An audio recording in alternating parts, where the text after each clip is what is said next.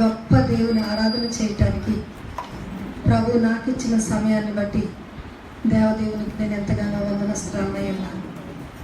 దేవుని స్తోత్రం. చక్కని పరిచర్యను దేవుడు తన దాసులు, వారి కుమారులు, కుమార్తెలు, అల్లుళ్ళ ద్వారా దేవుడు జరిగిస్తున్నందుకై దేవునికి ఎంతగానో నేను వందనాలు తెలియజేస్తూ సంతోషిస్తూ ఉన్నాను.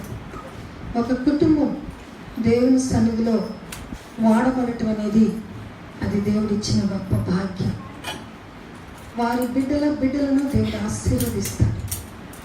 అట్టి కృప ఈ కుటుంబాలకు దేవుడు అనుగ్రహించినందుకు దేవుని వందనాలు చెల్లిస్తూ ఈ పరిచర్యను దేవుడు ఇంకా ఇంకా ముందుకు నడిపించాలని, బలముగా ఈ ప్రాంతంలో ఈ యొక్క పరిచర్యను ద్వారా అనేకులు ప్రభులోనికి రావాలని మనస్ఫూర్తిగా కోరుకుంటున్నాను.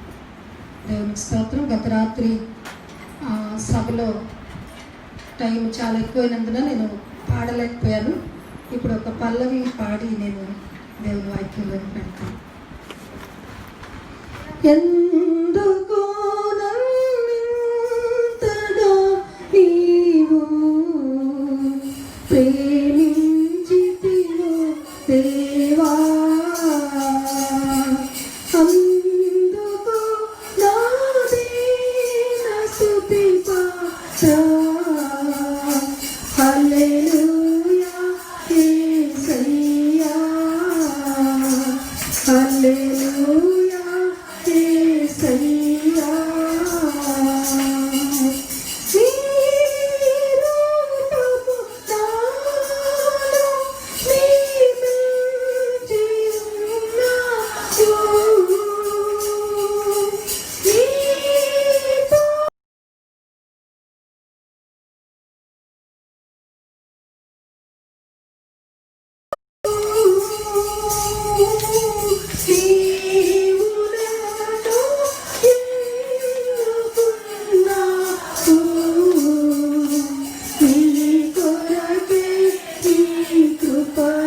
నాలో నిలిచి ఉన్నావు.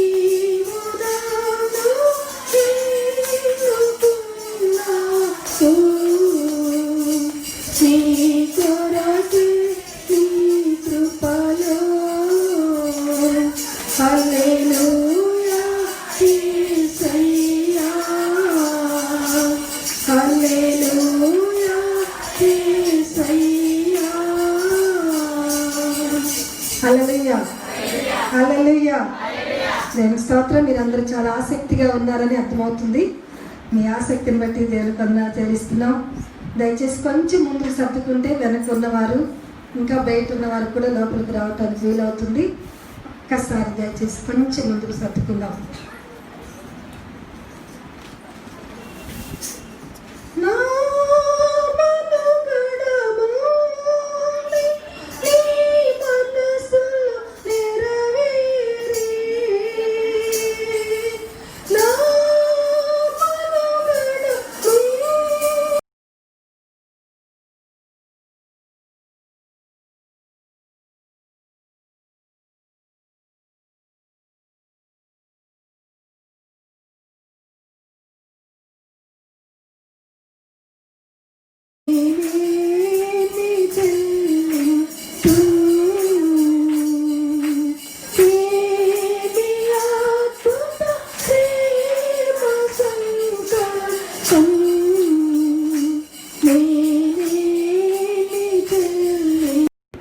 దయచేసి గమనించాలని మనం చేస్తున్నాం. మంచిది. దేవుని స్తోత్రం. దేవుని వాక్యంలోనికి మనం వెళ్దాం. మరొకసారి హినోక్ బెంజమిన్ గారికి నా ప్రత్యేకమైన వందనాలు తెలియజేస్తున్నాను. వారి చక్కని మాటలు నా గురించి తెలియజేశారు. అలాగే వారి సహోదరి కూడా నా గురించి చక్కని మాటలను తెలియజేశారు. వారి ప్రేమను బట్టి, వారి ఆహ్వానాన్ని బట్టి మరొకసారి వారికి నా వందనాలు తెలియజేస్తున్నాను. ఇదేమో నేను మా సంఘంలో ఉండాలి, కానీ ఇక్కడ మీతో గడపాలనేది దేవుని యొక్క నిర్ణయమై ఉన్నది అని గ్రహించాను. బ్రదరు రిటర్న్ టికెట్ తీస్తాను అని చెప్పారు. సరే, నేను వెళ్ళాక నా చేతికి ఇస్తారులే టికెట్ అని చూస్తున్నాను. రాత్రి నేను వెళ్ళిపోవాలి వాక్యం తర్వాత. అలాగే చెప్పి వచ్చాను ఇంట్లో కూడా. అయితే టికెట్ తీయలేదు. వచ్చినప్పటి నుంచి బ్రదర్ అంటున్నారు, అమ్మ రేపు కూడా ఉండిపోవచ్చు కదా, రేపు కూడా ఉండిపోవచ్చు కదా అంటున్నారు. ఎందుకు ఇన్నిసార్లు పదే పదే అంటున్నారు, దేవుని చిత్తమే ఒకవేళ ఇలా ఉందేమో అని. సరే ఒక 3-4 సార్లు తర్వాత సరే మరి ఉండిపోతానండి అని చెప్పారు. అలా ఉండి మీ మధ్యకి రావటానికి ప్రభు కృప చూపించినందుకే దేవునికి వందనాలు. ఈ దినం నీ సమస్య గొప్పదా, నీ దేవుడు గొప్పవాడా అనే విషయాన్ని ధ్యానం చేద్దాం. సమస్య గొప్పదా, దేవుడు గొప్పవాడా? బైబిల్ గ్రంథంలో సమస్యలో ఉన్నవారిని దేవుడు ఎలా విడిపించాడు, సమస్య కంటే దేవుడు ఎంత గొప్పవాడో మనం ఇదైనా ధ్యానం చేద్దాం.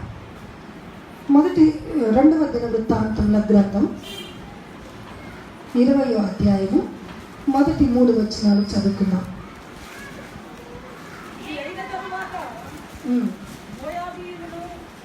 2వ దినవృత్తాంతములు 20వ అధ్యాయము మొదటి 3 వచనం.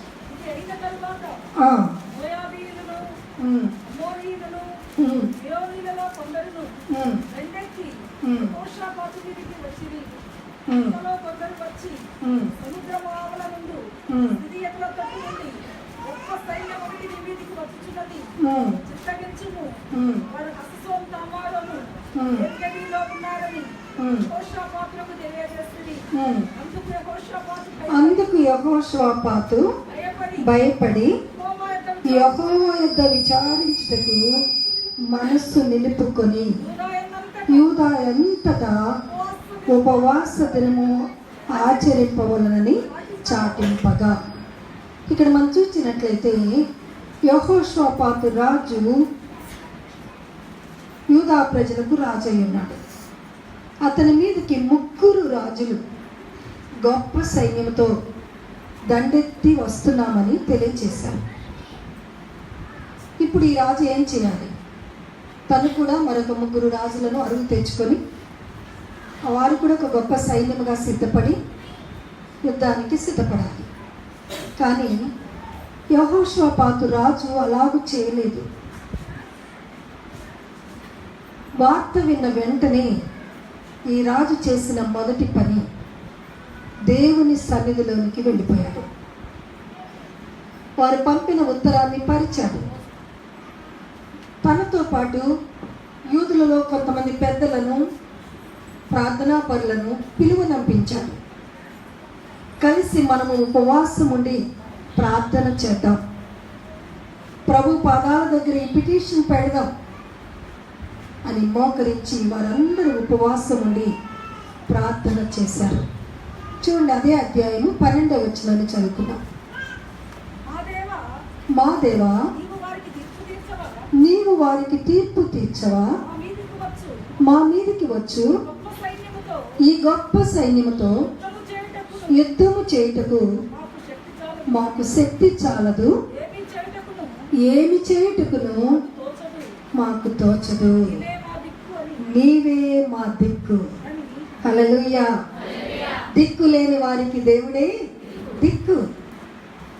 ఆ గొప్ప సైన్యాన్ని చూసినప్పుడు మా గుండెలు పగులుతున్నాయి.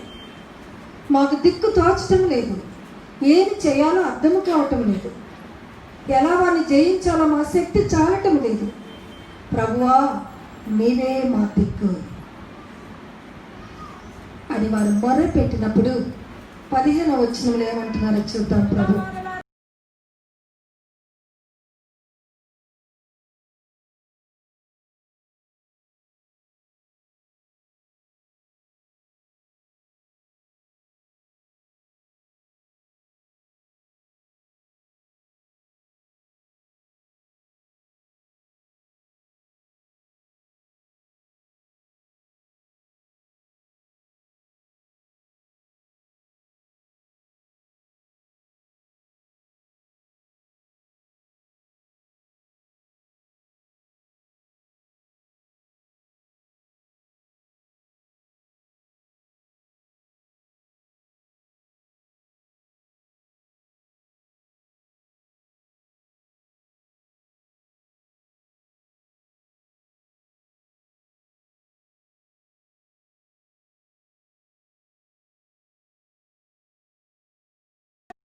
చేసే దేవుడయ్యన్నాడు. దేవునికి స్తోత్రం. హల్లెలూయా. ఉపవాసం ఉండి ప్రార్థించగానే జవాబు వచ్చిందండి. దేవుడు తన ప్రవక్త ద్వారా పంపిస్తున్నాడు. భయపడవద్దు, జడియవద్దు, ఈ యుద్ధం నీవు కాదు చేసేది, నేను చేస్తాను. హల్లెలూయా. బైబిల్ గ్రంథములో 366 సార్లు ఒక వాగ్దానము రాయబడి ఉంది. భయపడకుడి, నేను మీకు తోడై ఉన్నాను. లీపు సంవత్సరమునకు 366 దినాలు. ఆ దినమును కూడా దేవుడు దృష్టి పెట్టుకొని 366 సార్లు వ్రాయించారు. అనగా దినమునకు ఒక్క మారు దేవుడు తన బిడ్డలైన ప్రతి ఒక్కరితో చెప్పుచున్న మాట, భయపడవద్దు, దిగులు పడవద్దు, జడియవద్దు, కలవరపడవద్దు, నేను మీకు తోడై ఉన్నాను. హల్లెలూయా. యెహోషువ గ్రంథం 1:6 మోషే చనిపోయాడండి. ఇశ్రాయేలు భారమంతా కనానుకు నడిపించే భారాన్ని దేవుడు మోషేతో చెప్పాడు, నీ తర్వాత యెహోషువకు దీనిని అప్పగించు. మోషే యెహోషువకు అప్పగించాడు. యెహోషువ భయపడిపోతున్నాడు. ఈ ఇశ్రాయేలు ప్రజలు లోబడనొల్లని ప్రజలు, తిరుగుబాటు చేయి ప్రజలు, మాటి మాటికి సణిగే ప్రజలు. వీరితో నేను చూచానేమో యెహోషువతో ఉండి వారు చాలా విసిగించారు మోషేని. కనుక వీరు నా మాట ఏమంటారు? అంత గొప్ప దైవజనుల మాటే వారు వినలేదు.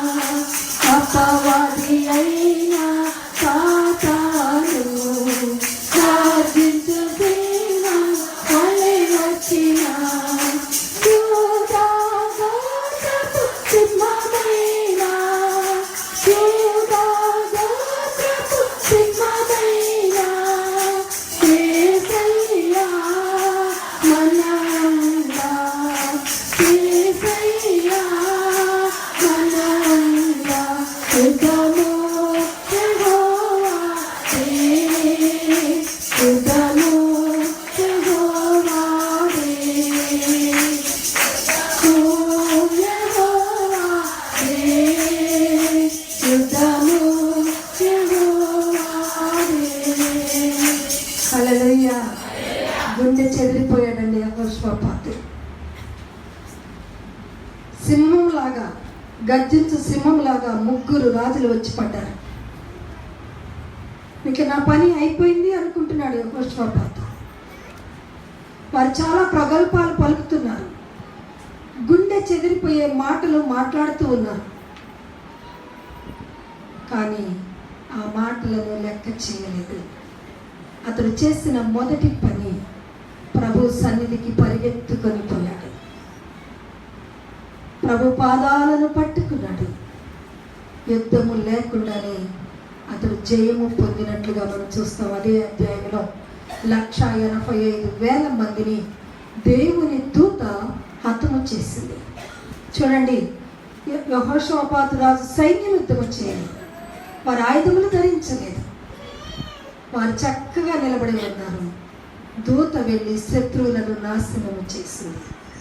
నీవు దేవుని సన్నిధిలో మొరపెడితే, దేవునికి నువ్వు టైమునిస్తే, ఆయన పాదాలను పట్టుకుంటే నీ పక్షమున ఆయన యుద్ధము చేస్తారు. హల్లెలూయా. మనము చేస్తే ఆయన చేయరండి. మన మౌనముగా ఆయన పాదాల దగ్గర కూర్చుంటే ఆయన మన పక్షమున యుద్ధము చేసే దేవుడు అన్నాడు. దానియేలు గ్రంథం 11వ అధ్యాయము 32వ వచనాన్ని చూద్దాం.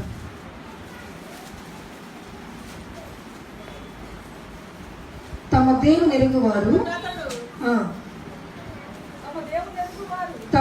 ఎరుగువారు బలము కలిగి గొప్ప కార్యములు చేయుదురు.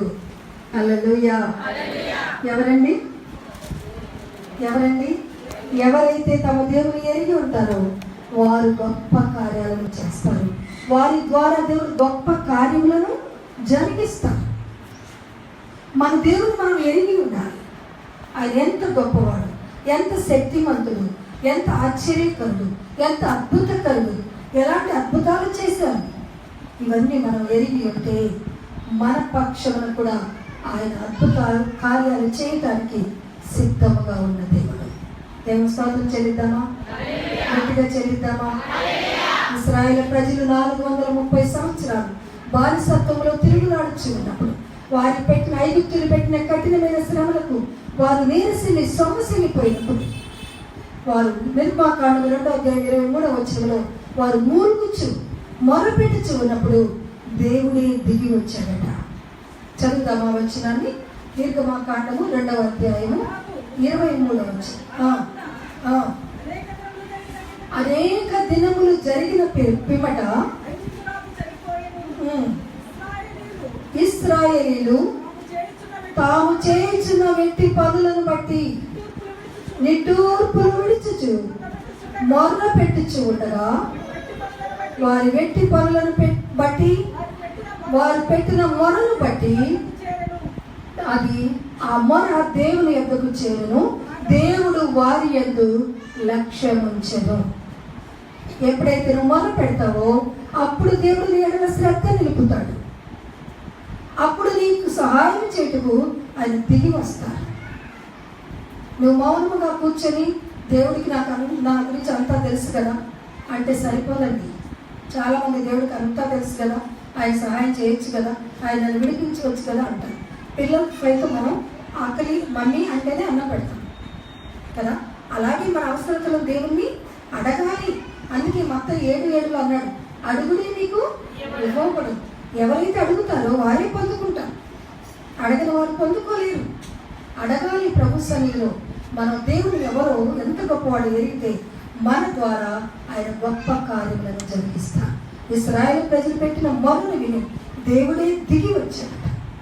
దిగి వచ్చి వారి యొక్క లక్ష్యం ఉంచి శ్రద్ధ నిలిపి ఇప్పుడు వారిని చేయి పట్టి నడిపించడానికి మోషేను ఏర్పాటు చేసుకున్నాడు. మోషేను దేవుడు మొదట రాజగృహంలో 40 సంవత్సరాలు ట్రైనింగ్ ఇచ్చాడు. ఎందుకో తెలుసా అండి?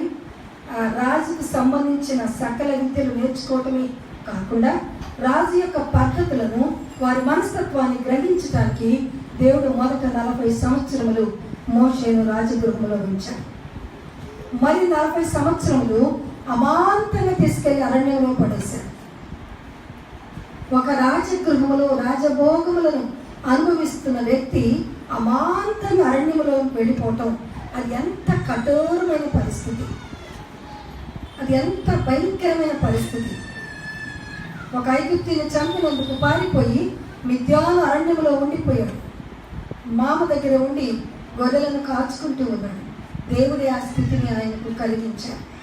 కొన్నిసార్లు మన జీవితాల్లో చక్కగా సాఫీగా సాగుతూ ఉంటుంది, సడన్గా మన కుటుంబంలో చేంజ్ వస్తుంది. ఇది ఎందుకు ఎందుకు ఎందుకు అని మన తల బద్దలు కొట్టుకుంటాం. అది ఎందుకు అప్పటికి ప్రజెంట్ అర్థమవ్వదు, లేట్రా అన్నది అర్థమవుతుంది. దేవుడే కొన్నిసార్లు మనకి పరిస్థితులను అలాగునా కలిగిస్తాడు. మోషే అమాంతంగా తీసుకెళ్ళి అరణ్యంలో పడేశాడు. ఎందుకో తెలుసా అండి? మరి 40 సంవత్సరాల తర్వాత ఇదే అరణ్యంలో మోషే 40 లక్షల మందిని నడిపించాలి.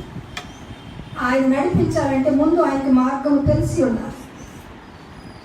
ముందు ఆయనకి మార్గం తెలియాలి కనుక దేవుడు 40 సంవత్సరాలు అరణ్యంలో మోషేకు ట్రైనింగ్ ఇచ్చాడు. శ్రమలనే ట్రైనింగ్లో నీవు ఉన్నావా? నీవు ఉంటే నెక్స్ట్ దేవుడు నేను బ్లెస్సింగ్స్లోకి తీసుకుని వెళ్ళబోతున్నాను. దేవుని స్తోత్రం చెల్లిద్దామా? గట్టిగా చెల్లిద్దామా? ఒకవేళ ఇప్పుడు నువ్వు శ్రమ అనుభవిస్తూ ఉంటే దీని తర్వాత దేవుడు నీకు గొప్ప ఆశీర్వాదాన్ని దాచి ఉంచారు అని నమ్మి ఈ శ్రమలను ఓపికతో జయించుకుంటూ వెళ్ళిపోవాలి. 40 సంవత్సరాల అరణ్యంలో దేవుడు కావాలని మోషేను ఉంచాడు. ఆ 40 సంవత్సరాల తర్వాత మరలా ఫరో దగ్గరికి తీసుకుని వచ్చి 10 అద్భుతాల ద్వారా వారిని విడిపించి మరలా తిరిగి అదే అరణ్యం గుండా కనాను దేశానికి నడిపించడానికి ముందు మోషేకు ట్రైనింగ్ ఇచ్చాడు. ఒకవేళ నీ జీవితంలో కూడా శ్రమలైన ట్రైనింగ్ నీకు ఇస్తూ ఉన్నారు అంటే నీవు రానున్న దినాల్లో కొంతమందిని నడిపించవలసి ఉంది. అందుకు దేవుడు నేను ఈ ట్రైనింగ్ కూడా నడిపిస్తున్నారు అనే విషయాన్ని గమనించాలి. తమ దేవుని ఎరిగిన వారు ఏం చేస్తారు? గొప్ప కార్యాలను, మోషే ద్వారా గొప్ప కార్యాలను దేవుడు జరిగించాడు. ఒక చిన్న కర్రను తీసుకొని ఎర్ర సముద్రం కొడితే 2 పాయలైపోయింది. సముద్రంలో చక్కని రోడ్డు ఏర్పడింది. ఒక గోడ వలె ఈ నీరు ఇటు ఆ నీరటు 2 గోడల్లాగా నిలబడిపోయాయి. నేటికి సైంటిస్టులు సకల ప్రయత్నాలు చేస్తున్నారు ఈ ఎర్ర సముద్రం ఎలా పాయలైంది, సైంటిఫిక్గా ఏమన్నా మనం చేయగలమా అని చేస్తూ విఫులైపోతున్నారు. ఎందుకనగా ఇది దేవుని కార్యం, ఇది ఏ మానవుడు చేయజాలడు. గొప్ప కార్యములు మోషే ద్వారా దేవుడు చేశాడు. మన్నాను కురిపించాడు. పగలు మేఘ స్తంభంలో, రాత్రి అగ్ని స్తంభంలో తన ప్రజలకు ఎండ దెబ్బ వెన్నెల దెబ్బ తగలకుండా నడిపించాడు. దేవదూతల ఆహారం ఇచ్చి తన ప్రజలను పోషించాడు. నిన్ను పోషించడా ఏమ్మా? మిమ్మల్ని పోషించడా? ఆయన పోషణకర్త. ఆయన సృష్టించిన పక్షులకు జంతువులకు ఆహారం పెట్టించిన దేవుడు. ఆయన నమ్మిన తన బిడ్డలకు ఆయన ఆహారం పెట్టడా? పెడతాడు, తప్పక పోషిస్తాడు. ఫిలిప్పు 4:19 ప్రకారం మన ప్రతి అవసరతను ఆయన తీరుస్తాడు. అంత అద్భుతంగా మోషే ద్వారా దేవుడు కార్యములను జరిగించాడు. మోషే దేవుని ఎరిగి ఉన్నాడు. దేవుడు మోషేతో మాట్లాడుతున్నప్పుడు, అయ్యా నీవెవరు? ఈ ప్రజలకు నీ గురించి నేను ఏమని చెప్పాలి? నేను ఉన్నవాడను అనువాడను అని చెప్పు అన్నాడు ప్రభు. ఆయన ఎవరండి? ఉన్నవాడు అనువాడునై ఉన్నాడు అంటే యుగ యుగములు ఉండే దేవుడు. హల్లెలూయా. తరతరాలలో యుగ యుగాలలో జగ జగాలలో దేవుడు దేవుడు చేసే దేవుడు దేవుడు మన దేవుడు చేసే దేవుడు. భూమిని సృష్టి పదములకు భూమికి పునాది తేనప్పుడు భూమిని సృష్టి పదములకు భూమికి పునాది తేనప్పుడు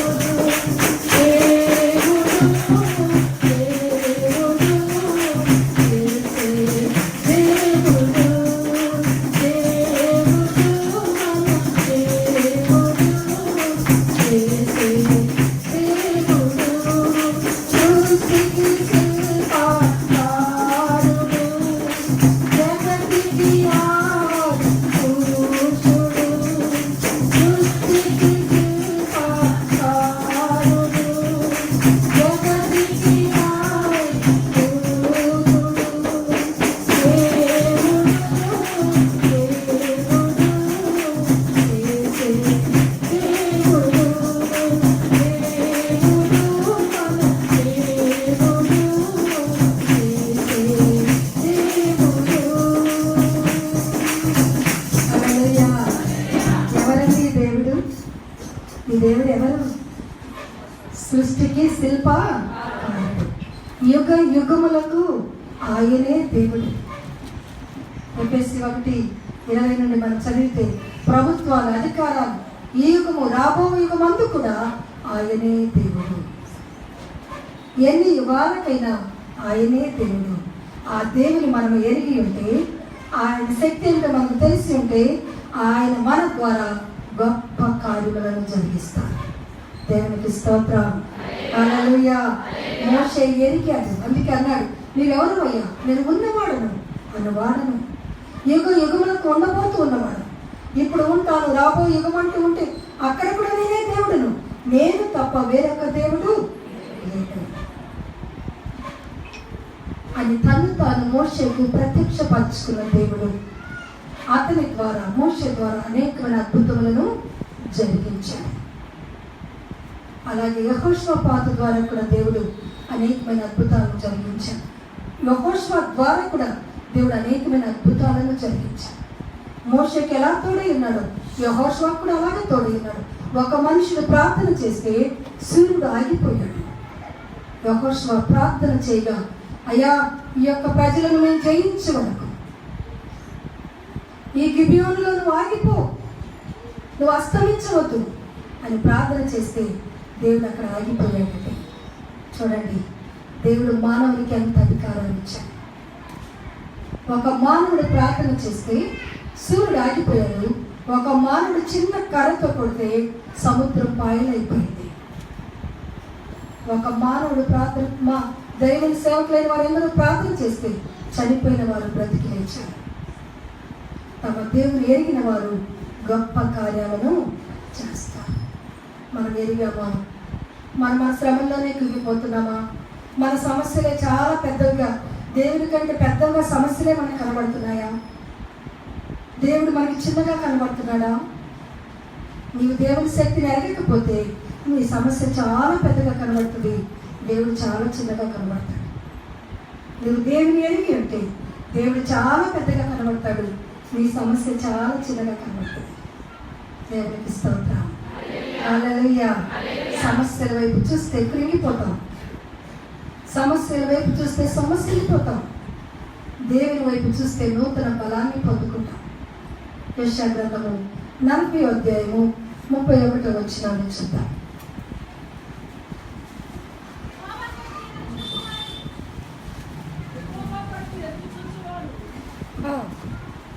యెహోవా కొరకు ఎదురు చూచువారు నూతన బలము పొందుదురు, వారు పక్షి రాజు వలె రెక్కలు చాపి పై పైకి ఎగురుదురు, అలయక పరిగెత్తుదురు, సొమ్మసిల్లక నడిచిపోదురు. జాగ్రత్తగా వినండి. యెహోవా కొరకు ఎదురు చూచువారు. అమ్మా, మనం ఎవరి కొరకు ఎదురు చూస్తున్నాం? నిజంగా చూస్తున్నామా? ఉద్యోగస్తులు జీతం కొరకు ఎదురు చూస్తూ ఉంటారు. గర్భిణీ స్త్రీ పుట్టబోయే బిడ్డ కొరకు ఎదురు చూస్తూ ఉంటుంది. కొంతమంది ప్రయాణం చేసేవారు బస్సు కొరకు ఎదురు చూస్తూ ఉంటారు, ట్రైన్స్ కొరకు ఎదురు చూస్తూ ఉంటాం, లెటర్స్ కొరకు ఎదురు చూస్తూ ఉంటాం కదా. లోకంలో ఎన్నెన్నో వాటి కొరకు ఎదురు చూస్తుంటాం, గంటల తరబడి క్యూలో నిలబడతాం. కానీ దేవుని కొరకు మనం ఎదురు చూస్తున్నామా? ఆయన సన్నిధిలో ఓపికతో కనిపెట్టుకుని ఉన్నామా? కావలి వాడు ఉదయం కొరకు కనిపెట్టుకున్నట్లుగా, దేవా నేను నీ కొరకు కనిపెట్టుకొని చున్నానంటున్నాడు దావీదు. వాచ్మెన్ రాత్రి డ్యూటీ చేస్తాడు, వాడికి ఇంటికి వెళ్ళిపోవాలని ఉంటుంది. వాడు అనుకున్నంత మాత్రాన తెల్లవారుతుందా? త్వరగా వెళ్ళిపోవాలని ఉంటుంది, కానీ తెల్లవారుతుందా త్వరగా?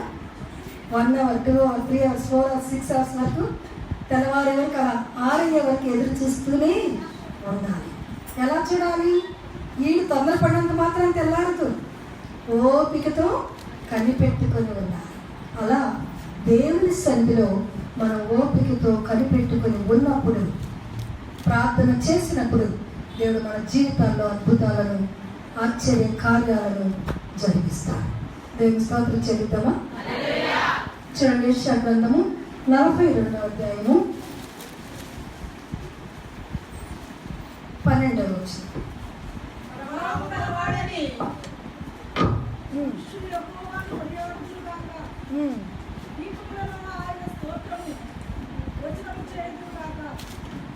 ఏమంటున్నాడండి? ప్రభావము గలవాడని.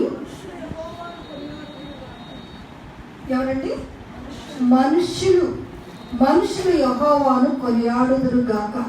ఎవరైనా ప్రభావము గలవాడు, మహాత్మ్యము గలవాడు, శక్తి గలవాడు అని ప్రజలు ఆయనను కొనియాడుదురుగాక. ఎప్పుడు కొనియాడతాం? ఆయన మన జీవితంలో అద్భుతాలు చేసినప్పుడు, ఆయన ప్రభావం, ఆయన శక్తిని ప్రజల ఎదుట ప్రచురం చేస్తాం. దావీదు తన జీవితంలో పొందిన శ్రమలన్నిటిలో నుండి దేవుడు అతను విడిపించినప్పుడు 116వ కీర్తన అంటున్నాడు, నేను వెళ్ళి నా దేవుని మందిరంలో సమాజం ఎదుట నా మొక్కుబడులను చెల్లిస్తాను. సమాజం ఎదుట ఆయన చేసిన గొప్ప కార్యములను చాటి చెప్తాను. మనం చాటి చెప్పాలి. ఆయన మన జీవితాల్లో చేసిన సాక్ష్యాల ద్వారా దేవుని మహిమపరచాలి. ఆయన మహిమపరచాలి, ఆయనను గణపరచాలి. అప్పుడు ఆయన మనలను గణపరుస్తాడు. దేవునికి స్తోత్రం. హల్లెలూయా. నీవు దేవుని శక్తిని తెలుసుకుంటే, దాన్ని నువ్వు అనుభవిస్తే, సాక్ష్యం చెప్పకుండా ఆయనను మహిమపరచకుండా నీవు ఉండలేవు. దేవునికి స్తోత్రం. కనుక దేవుని మహిమపరచాలంటే మనం ఏమి చేయాలి? సాక్ష్యమును కలిగి ఉండాలి. సాక్ష్యం ఎలా వస్తుంది? ఆయన పైన మనం ఆధారపడి మొరపెట్టుకున్నప్పుడే ఆయన మనకు ఒక గొప్ప సాక్ష్యాన్ని ఇస్తారు. అలా ప్రభు మనం నడిపించాలని ప్రార్థన చేయాలి. కానీ సమస్యను చూచి దేవుని పైన అలిగి సమస్యకి ప్రార్థన చేయడం మానేసి, చర్చస్కి రావటం మానేసి ఆ సమస్యనే పట్టుకొని కూర్చుంటే నీవు వీక్ అయిపోతావు. సాతాను నిన్ను కృంగతీస్తాడు, అనారోగ్య పాలు చేస్తాడు, దేవునికి నేను దూరం చేస్తాడు. దేవునికి నేను దూరం చేయటమే వాడి యొక్క పని. కనుక వాడు నీ సమస్య ఆలోచన తెచ్చిపెట్టినప్పుడు వెంటనే నువ్వు లేచి మోకరించి ప్రార్థన చేయాలి. ఈ మనం చదివిన భాగం 40:31లో యెహోవా కొరకు ఎదురు చూచేవారు వారు సమస్యలను అలియరు, వారు పరిగెత్తుతూనే ఉంటారట. మనం సమస్యలు పోకూడదు, అలసిపోకూడదు. ఈ జీవిత యాత్రలో అనేకమైనవి జరుగుతూనే ఉంటాయి. మన ప్రయాణంలో నిందలు, శ్రమలు, అవమానాలు, శోధనలు, కష్టాలు, నష్టాలు, అప్పులు, బాధలు, వ్యాధులు ఇవన్నీ మనల్ని వెంటాడుతూనే ఉంటాయి. వాటన్నిటిని దాటుకుంటూ మనం ముందుకే వెళ్ళిపోవాలి. మోషేతో ప్రభు ఏం చెప్పారంటే, వారు 430 సంవత్సరాలు అంట్లు తోముకొని, వండుకొని, ఉతుక్కొని, మట్టి తొక్కుకొని, ఇటుకలు చేసుకొని రెస్ట్లెస్గా శ్రమ పడ్డారు. కనుక ఇప్పుడు నా బిడ్డలైన వారికి నేను రెస్ట్ని ఇస్తాను. 430 సంవత్సరాలు వారు శ్రమ పడ్డారు. 40 సంవత్సరాలు దేవుడు వారికి రెస్ట్ ఇచ్చాడు. ఏంటంటే రెస్ట్? వండుకునే పని లేదు, తోముకునే పని లేదు, ఉతుక్కునే పని లేదు. వారికి ఇచ్చింది ఒకే ఒక పని. ఏమిటి ఆ పని? నే సాగేదా యేసునితో నా జీవిత కాలమంతా, నే సాగేదా యేసునితో నా జీవిత కాలమంతా, యేసుతో నడిచేదా, యేసుతో నడిచేదా, యేసుతో నడిచేదా, యేసుతో నడిచేదా, పరమును చేరా నీవెళ్ళేదా, పరమును చేరా నీవెళ్ళేదా, మోషేవలె సాగేదా, నే సాగేదా యేసుతో నా జీవిత కాలమంతా. ఏం చేశారండి వాళ్ళు? మోషేకి దేవుడు ఒక్కటే పని అని చెప్పాడు, నీ ప్రజలకు వండుకునే పని లేదు, బట్టలు ఉతుక్కునే పని లేదు, అంట్లు తోమే పని లేదు. ఒకే ఒక్క పని, ఆగిపోకుడి సాగిపోవుడి. ఎక్కడికి చేరే వరకు? కనాను చేరే వరకు వారిని సాగిపోమని చెప్పారు యేసయ్య.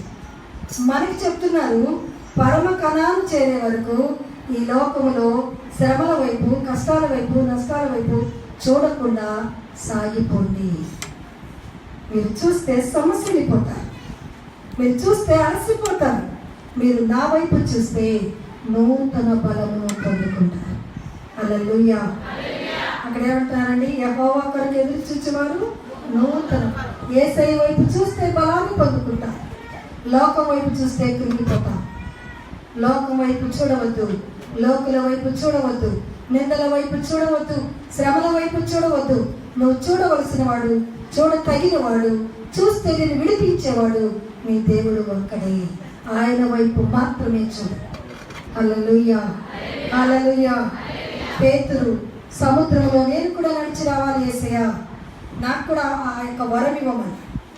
నీవు సముద్రంలో నడిచి వస్తున్నావా, నేను కూడా నడిచి వచ్చినట్టు ఆజ్ఞాపించంటే యేసయ్య అన్నారు, రా పేతురు, నువ్వు కూడా రా. కొంత దూరం బాగానే నడిచాడండి సముద్రంలో. యేసయ్య చెప్పిన వెంటనే కొంత బాగానే నడిచాడు. క్రిందకి చూసేవరకే అయ్య బాబోయ్, నేను సముద్రం మీద నడుస్తున్నానా అని ఆలోచన రాగానే మునిగిపోసాగాడు.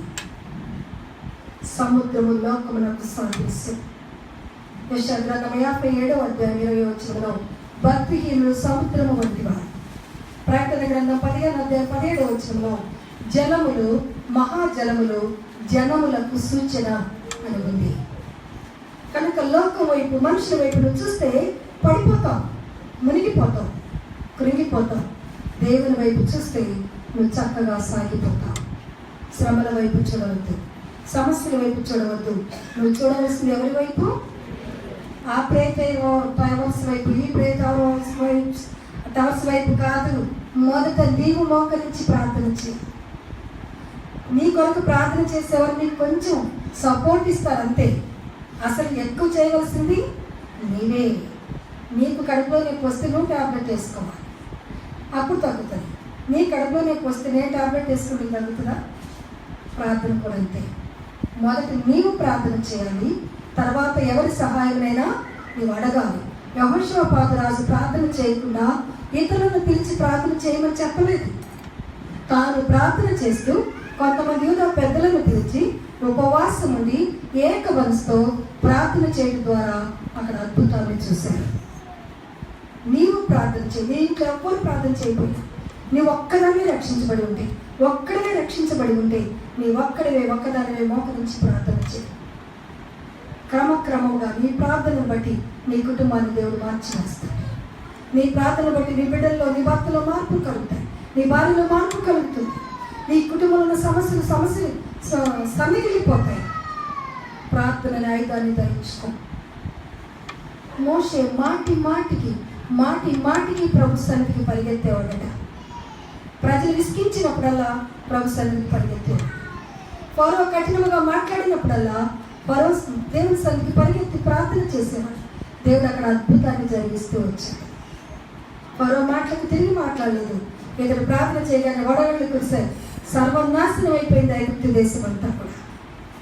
చివరికి తన ఏకైక కుమారుని కూడా పోగొట్టుకున్నాడు ఫరో. అప్పుడు అంటున్నాడు, దయచేసి మీరు వెళ్ళిపోయి మీ దేవుని పూజ చేసుకొని రండి. నువ్వు ప్రార్థన చేస్తే దేవుడు అద్భుతాలను జరిగిస్తాడు. నీ సమస్య వైపు నువ్వు చూస్తే కృంగిపోతావు, దేవుని వైపు చూస్తే నూతన బలాన్ని పొందుకుంటావు. దేవునికి స్తోత్రం. హల్లెలూయా. యోబు జీవితం మనకు తెలుసు కదండి. యోబు నీతిమంతుడు, యథార్థవంతుడు, భక్తిపరుడు, చెడుతనమును విసర్జించిన వాడని దేవుడే, గొప్ప దేవుడైన ఆల్మైటీ గాడ్ చెప్పాడు. అతని గురించి గ్రేట్ స్టేట్మెంట్. అనేకమైన అవార్డ్స్ ఇచ్చాడు. నీతిమంతుడు, భక్తిపరుడు, చెడుతనం విసర్జించిన వాడు. మరి ఇంత యథార్థవంతుడికి, భక్తిపరుడికి అంత భయంకరమైన శ్రమ ఎందుకు వచ్చిందండి? చెప్పండి. సాతానికి ఎందుకు దేవుడు అనుమతించాడు?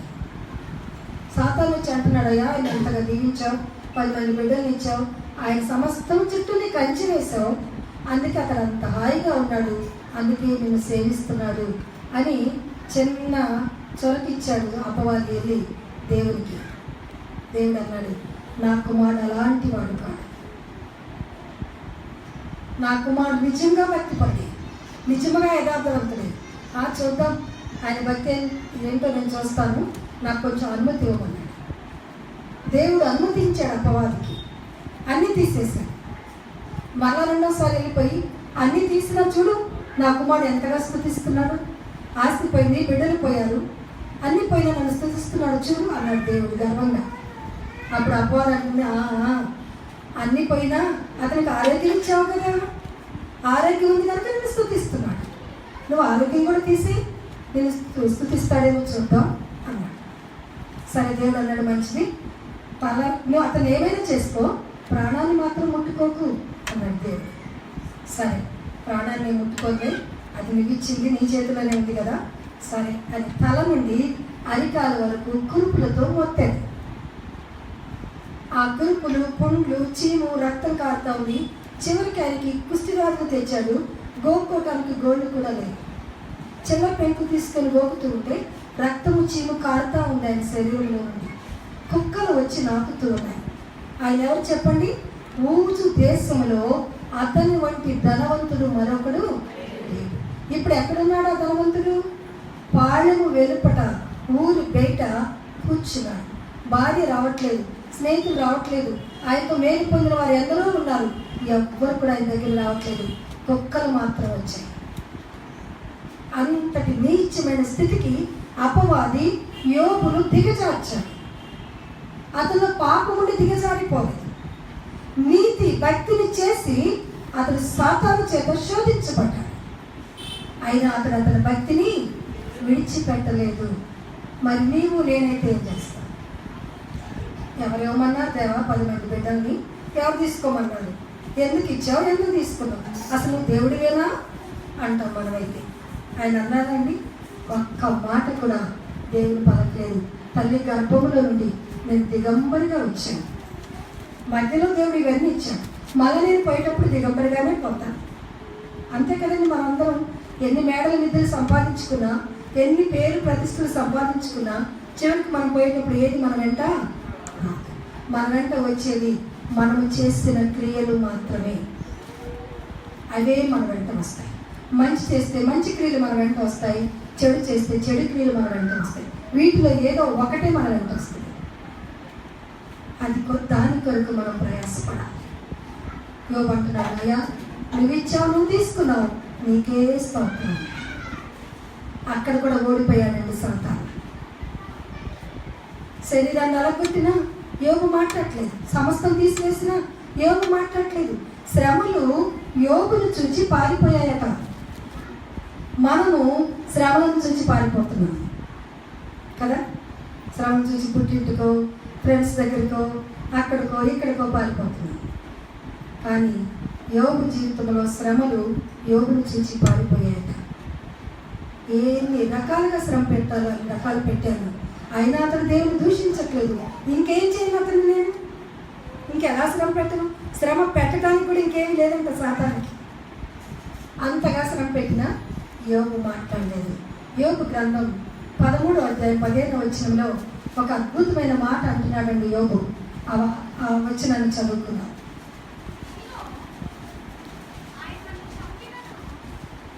ఆయన నన్ను చంపినను నేను ఆయన కొరకు కనిపెట్టించున్నాను. చాలండి.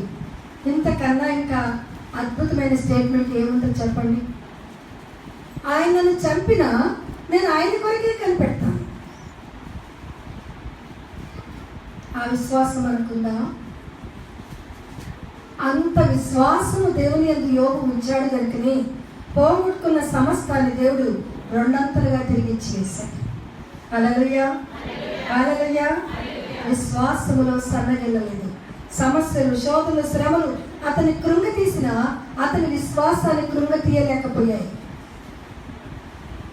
నమ్ముట నీ వలనైతే నమ్మువానికి సమస్తము సాధ్యం. అతను దేవుని నమ్మాడు, గట్టిగా నమ్మాడు. ఎలా నమ్మాడు? 19వ అధ్యాయంలో అంటున్నాడు, నా చర్మము చీకిపోయినా నేను మరొక శరీరముతో ఆయనను చూస్తాను అంటున్నాడు. చదువుతారా? 19 నా చర్మము చీకిపోయిన తర్వాత ఏ శరీరంతో చూస్తారండి? ఆయన విశ్వాసం ఏంటండి? చర్మం చీకిపోయి మట్టిలో కలిసిపోతుంది, ఈ శరీరం మన్నైపోతుంది. ప్రసంగి 7:12 ప్రకారం 12:7 ప్రకారం మరి ఇంకేం శరీరం ఉంది? ఈ శరీరం చీకిపోయినా మరొక శరీరం ఉంది, దానితో నేను ఆయనను చూస్తాను. హల్లెలూయా. అదే ఏ శరీరము? మహిమ శరీరం, అంతరంగ శరీరం. మనలో మరొక శరీరం, మరొక రూపం, మరొక కళ్ళు, మరొక చెవులు అన్నీ ఉన్నాయండి. అదే అంతరంగ శరీరం. ఈ శరీరం పాతి పెట్టబడుతుంది, ఆ శరీరం అక్కడికి వెళ్తుంది, దేవుని యొద్దకు వెళ్తుంది. ఆయన విశ్వాసం ఏంటంటే ఈ శరీరం చీకిపోయినా, చిన్న పెంకులతో గోక్కున్నా, ఇది మట్టిలో కలిసిపోయినా మరొక అంతరంగ శరీరముతో, మహిమ శరీరముతో నేను నా దేవుని చూస్తాను. ఎంత గొప్ప నిరీక్షణ యోగుకుందో చూడండి. నీ శ్రమలలో కూడా యోగులాగా నువ్వు నిరీక్షణ ఉంచగలిగితే, యోగులాగా నీ దేవుని పైన ఆధారపడగలిగితే ఆయన తప్పక నువ్వు పోగొట్టుకున్న సమస్తాన్ని తిరిగి ఇచ్చివేస్తా. నువ్వు పోగొట్టుకున్న ఆనందాన్ని తిరిగి ఇచ్చివేస్తా. నువ్వు పోగొట్టుకున్న ఆస్తిని తిరిగి ఇచ్చివేస్తా. నువ్వు పోగొట్టుకున్న ఏది నువ్వు పోగొట్టుకున్నావో, నీ బిడ్డలు, నీ భర్త, ఏది నువ్వు పోగొట్టుకున్నా దేవుడు రెండంతలుగా తిరిగి నీకు ఇచ్చివేస్తా. అంటే మళ్ళీ భర్తలు ఇస్తాడండి, బిడ్డలు ఇస్తాడండి అంటారేమో, అది కాదండి. ఆనందాన్ని దేవుడు తిరిగి నీకు ఇస్తాడు. దేవునికి స్తోత్రం. హల్లెలూయా.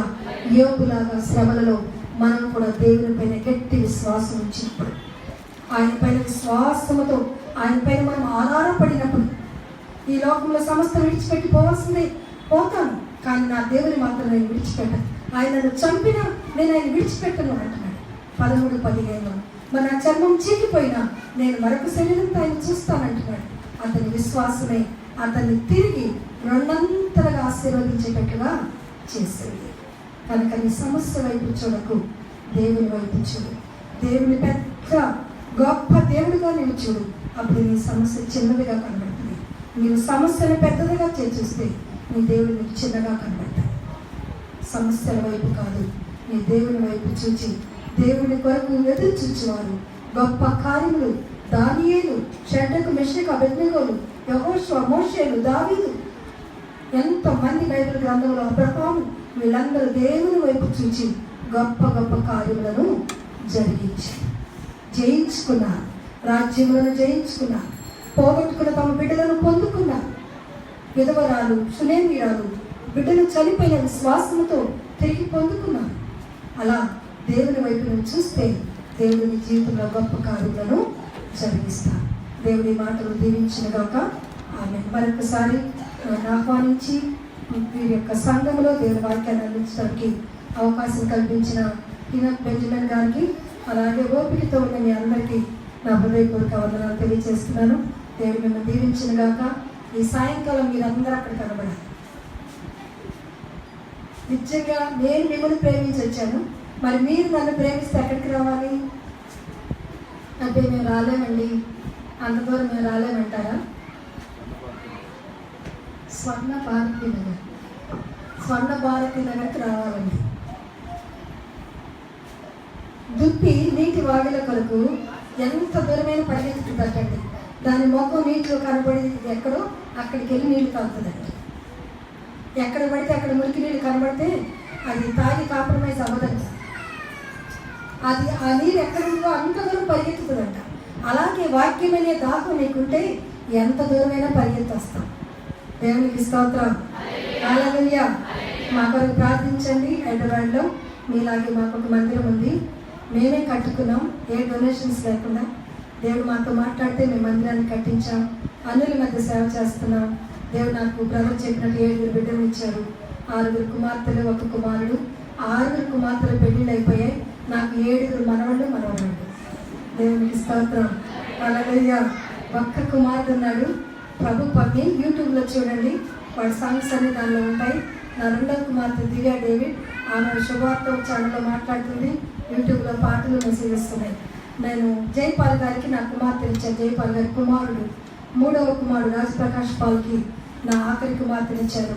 వారి పాటలు కూడా యూట్యూబ్లో ఉన్నాయి. నా బిడ్డలందరినీ ప్రభు తన సేవలో వాడుకుంటూ ఉన్నారు. నా ఏకైక కుమారుడు, ఆ బిడ్డను కూడా దేవుడు సేవలో వాడుతున్నారు.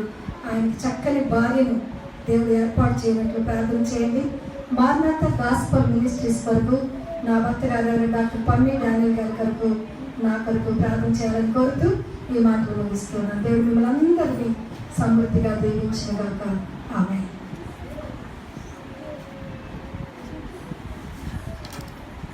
మన కొరకు శ్రేష్టమైన వర్తమానం అందించిన దైవజనురాలు అభిషక్తురాలకి హృదయపూర్వక కుటుంబం తరపున సంబంధం జరిపించారు. నేను అంతకుముందు టీవీలో మెసేజ్ వినగానే అమ్మగారి చాలా శ్రేష్టమైన వర్తమానాలు దేవుడే మనతో మాట్లాడుచున్నట్టుగా సూటిగా ప్రభు అమ్మగారు అన్ని మాట్లాడుతూ ఉంటారు. వారు కుమార్తెల యొక్క పాటలు కూడా శుభవార్త జనులు ఎప్పుడు ఉంటారు. సుపరిచితమే మనకి అలాగే మన మధ్యలోనికి రావడం చాలా సంతోషకరం. మేమందరం ఆశీర్వదించగలుగుతాం.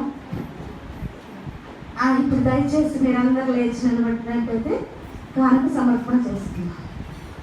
నాకు సమయం అయిపోయిందని వాక్యానికి ముందు ఇచ్చేసాము. 2 నిమిషాలు అలా నిలబడినట్లయితే కానుక సమర్పణ చేస్తున్నాను. మా పాట పాడండి అమ్మ.